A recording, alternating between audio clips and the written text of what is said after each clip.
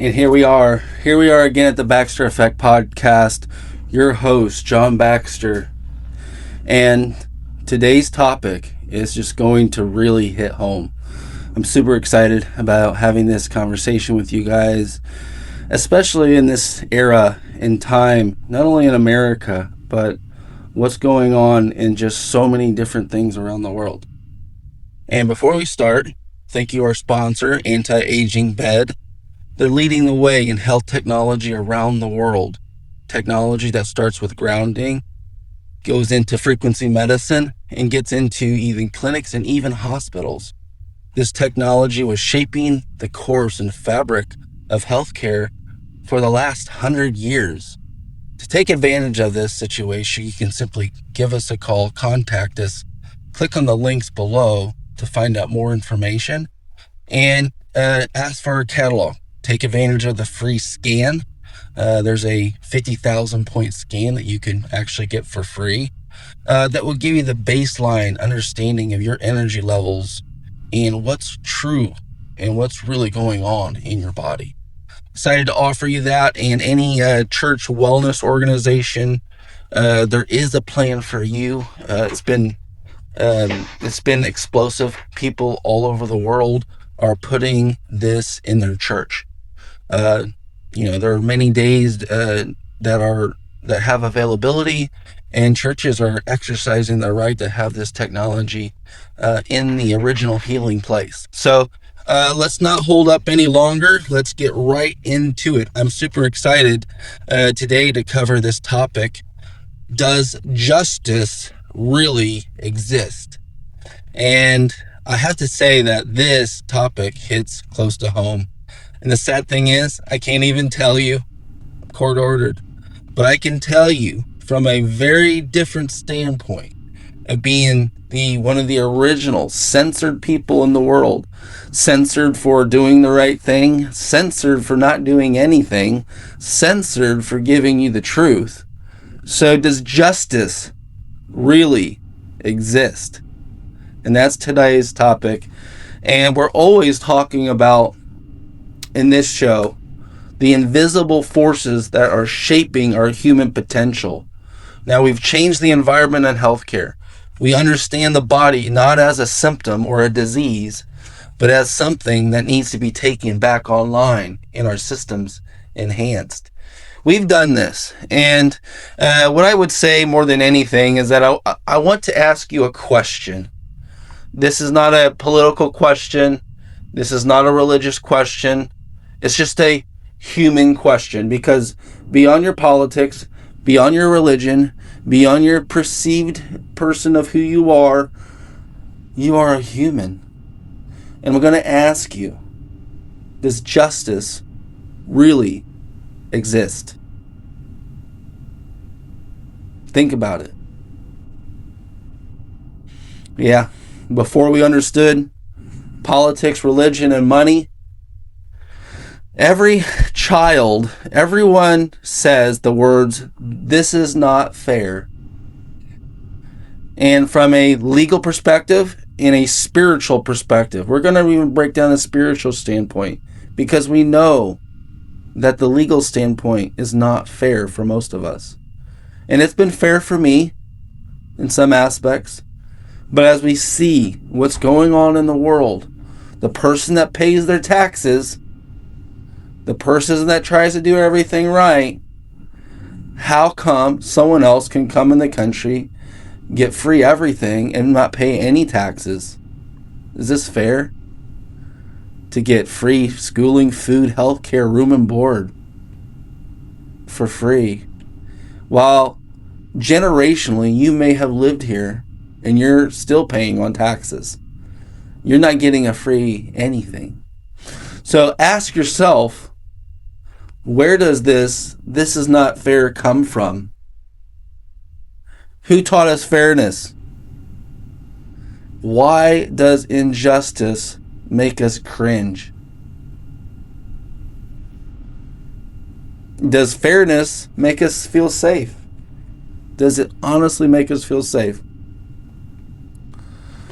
Maybe justice isn't something we just learn about. Maybe it's something we were born searching for.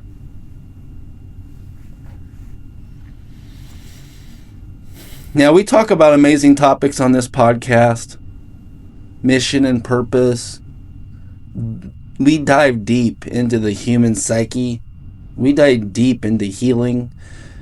You name it. We've probably driven deeper than most anyone out there. And if you want to check out my podcast, you can find them on YouTube. The full versions, not just little clips on social media. But here's the problem. We're basically searching for two completely types of justice. One that's created by man, it's called the legal system. And the other was built into life itself. And maybe we've been confusing the two our entire lives. I know I have. And was it the justice in the courtroom? And I've had justice in the courtroom quite a few times. Was it even fair justice? Was there another type of justice? Where if you're at home and you're the taxpayer, will there be justice for you for doing the right things along the way to perceivably help the broader mission?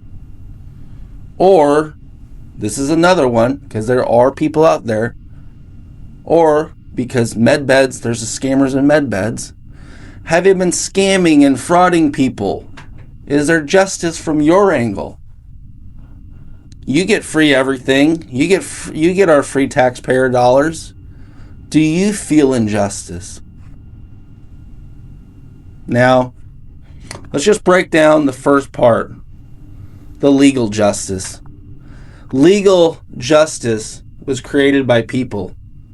And although it started with our rights, our God-given rights, our laws always change. Our people in our governments always change. Judges who do bad, they resign. But judges always change. Politics always changes. And one of the things I have to say is one generation calls something legal. The next generation calls it wrong. And I gotta say that when we talk about this, history proves this over and over again. Slavery was once legal. Segregation was once legal. Women couldn't vote at one time. And this was all legal. Were they just? Ask yourself, were they just? There's no. And we're going to go to the phone lines here and just see where people are at. If you want to comment, share, like, that would be great. And let's see what some people have to say here. Is this justice legal? We're going to see. We're going to see.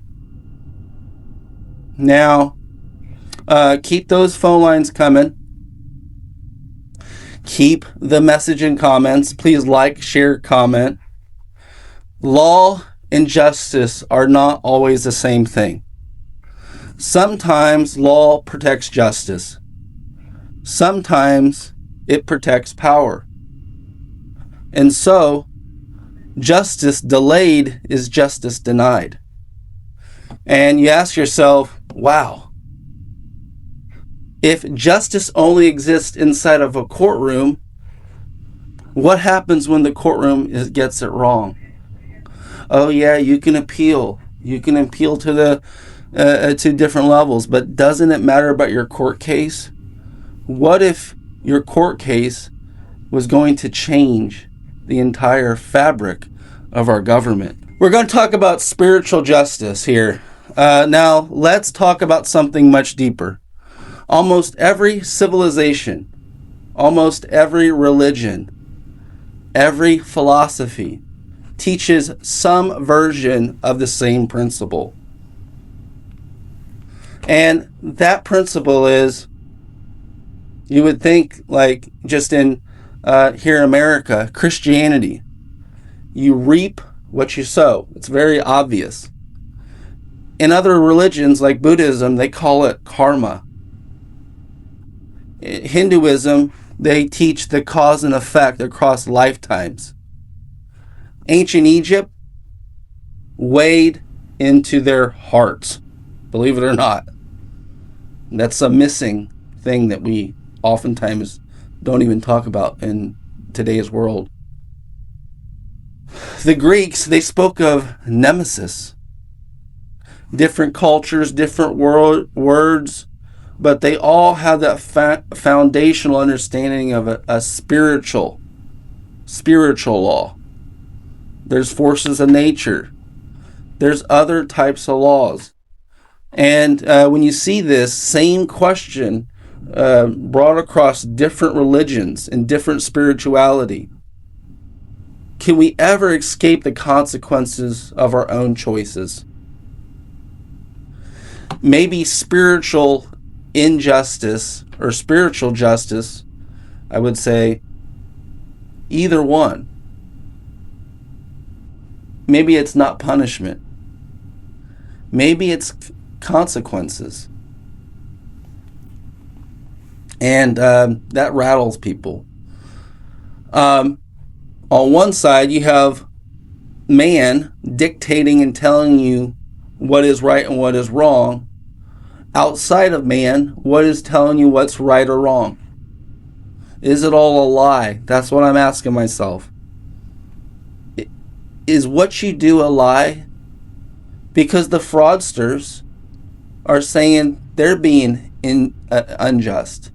They're being treated bad for stealing from American taxpayers. On the flip side, you have people that are paying their taxes, doing everything, and being in compliant with the community. They're not harming, robbing people. And is that fair? Is the legal punishment fair for the injustice that man created? Ask yourself, what is karma?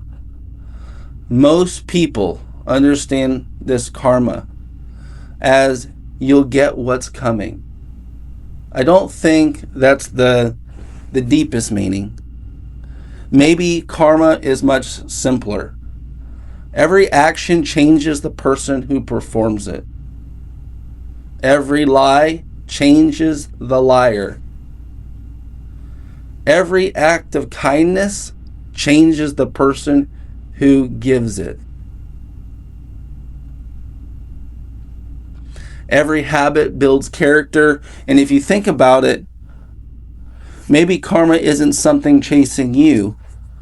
Maybe karma is the person that you're becoming.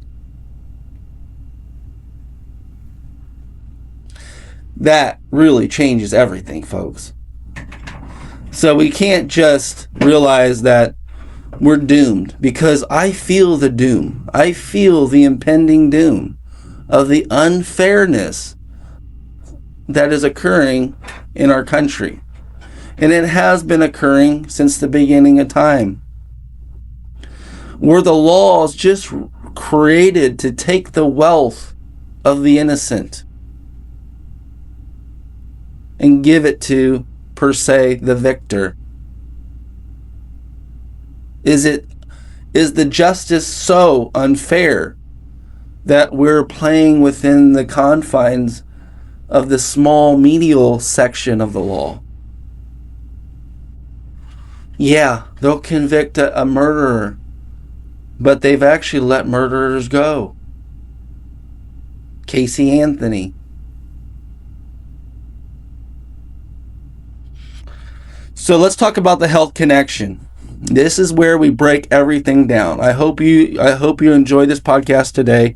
and the connection that we're going for to break this down. Now, let's bring this into the health realm. What happens when someone lives with anger for years? Their cortisol and stress hormones rise. They're not sleeping. Their blood pressure changes. And you think about their nervous system, how it becomes hyper-vigilant. What happens when someone lives with bitterness?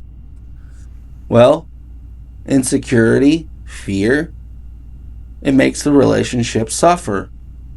And guess what? Outside of the relationship, each individual purpose fades and changes. And it's important to have a great relationship because with the people that are close to you, because there's a sense that things are falling apart. There's a sense that communication doesn't matter. And whether the justice becomes externally or not, your biology is always going to examine and respond to these external forces internally. So therein lies another karma, right? Holding on to the negative consequences of anger would lead into addiction, like drinking or over drinking, and even wanting someone else to be punished or perished or have something bad happen to them. So that type of karma, wow, we never get to talk about the person that was the true victim. We victimize people in this country that aren't really true victims a lot of times. And I can say this, and I've been a product of racism myself. More so than most people that scream racism. They have no idea. And there are a lot of people that scream the racist card, and it's true. But we need to get past that portion of the victimhood card and see people as humans. Because if we keep dividing and we keep, for the health and the health of our country, if we keep doing this is why World War III is totally upon us. And that's why my message hits home today. Whether there's justice or whether there's not justice, we'll examine this a little bit more. And what I've had to say is that by the end of the podcast, we'll get to a final conclusion, a place to reckon. But as you can see, the greatest per se, is it the heavens? Is it the greatest courtroom? Is it the Supreme Court? Is it the Supreme Court within? Is it God's temple, or is this God's mission? But we spend so much time, and myself, thinking, don't they deserve to get caught? When will they get punished? When will the justice ever be served? This is ridiculous. They're allowed to do lawfare to you, me, anyone else, if it gets in the way of their issues. Even if it serves a power that's not even a human right. Even if they're punishing human rights that we all know. When will they get their punishment, Jeffrey Epstein? When will you get your punishment, Jeffrey Epstein? When will the people that have those issues that were part of this, when will they get their punishment? Maybe we're asking like some of the more in-depth wrong questions, but I hope that there is a greater courtroom. And one of the courtrooms that I see that could possibly be is the courtroom in your own consciousness. Because you can't dictate what goes on outside of you. You can be pulled into this ridiculous circus because every decision you have, it shapes you. Every shortcut, it honestly, it's going to affect or change you in some way. Every act of integrity will strengthen you, I believe. In every betrayal, it may weaken you, but it'll eventually strengthen you. Maybe justice begins long before any judge or legal system enters the room. Because if you put your power there, I believe you'll be doomed. And so, people ask me so much all the time, like, why do I spend all my time talking about this health technology, med beds, recovery? Because suffering, it really changes people. It gets people stronger. It allows us to push through the crap, the illusion of this reality. The pain will be your best teacher, because pain and suffering will change your perception into what's true versus what's untrue. And maybe if you're affected by all this pain and suffering and lies, maybe it's serving a purpose. Because when you have so much pain, so much stress, so much suffering, you'll basically have to let go.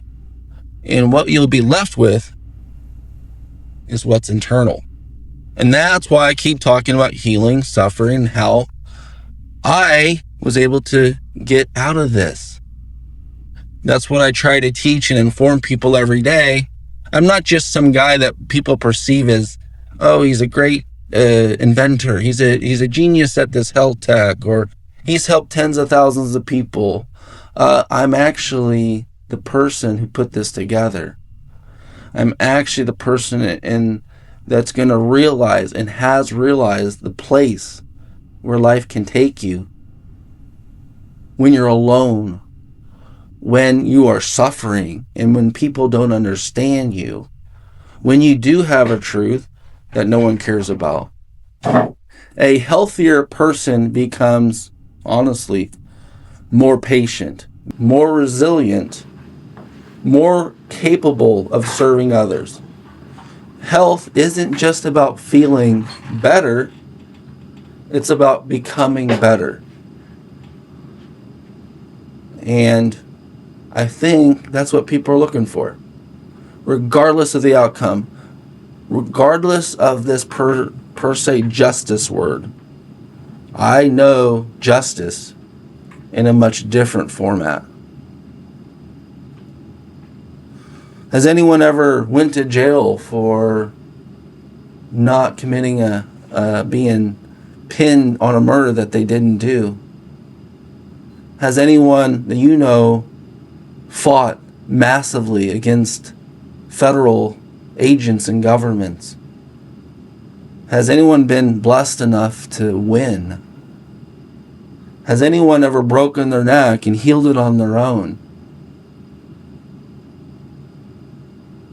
Well, these were good learning tools to start my journey. And part of that is to not only come full circle, but to share with you this information today. But I am going to say, perhaps there's another kind of justice.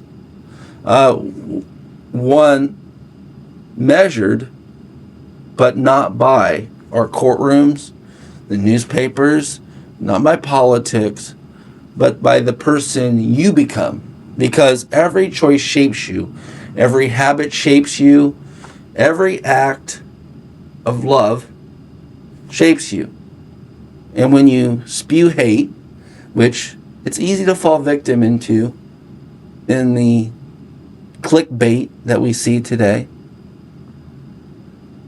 the greatest justice in life is becoming someone that suffering could not corrupt.